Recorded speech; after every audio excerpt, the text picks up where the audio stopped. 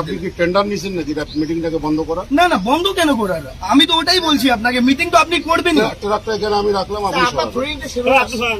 আপনি ট্রাকটাকে সরান, আমি ট্রাকটা এখানে রাখছি, আপনি সরান। ঠিক আছে, ঠিক আছে, এইভাবে আমার কথা শুনেন।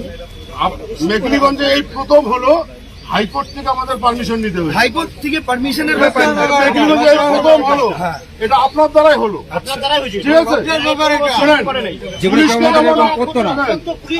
পুলিশকে যেমন সহযোগিতার দরকার আছে, পাবলিকেরও হাইকোর্ট কি বলেছে এটা তো পড়েছেন তো?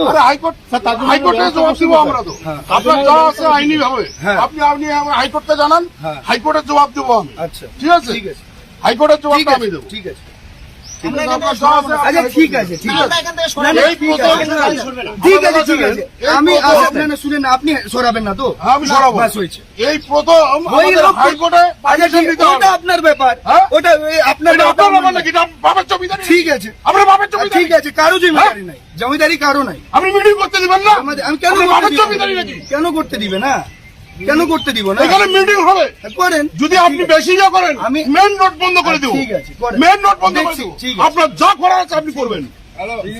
হাজরামির একটা সীমা আছে। बोल रहे सर, पीछे से ट्रैफिक फ्लो करेगा सर, उस साइड আমরা তো ट्रक एसोसिएशन की बात कर रहा हूँ, लोग बोले ट्रक यहीं पे ট্রাক অ্যাসোসিয়েশনের সঙ্গে আমরা কথা বলেছি, আমরা এক্সপোর্ট ইম্পোর্টের সঙ্গে কথা বলেছি, এখানে কোনো প্রবলেম নেই। আপনারা এসে এখানে প্রবলেম দেখাচ্ছেন। দাদা আপনার সঙ্গে আসে কথাই বলতে আসে, আমি তো আপনাকে কি বললাম? আমি এটা বললাম কি ট্রাক সরিয়ে দেন, আমি আপনার সঙ্গে কথা বলে আসলাম। আপনার ট্রেনটা তো সেরকম ছিল না।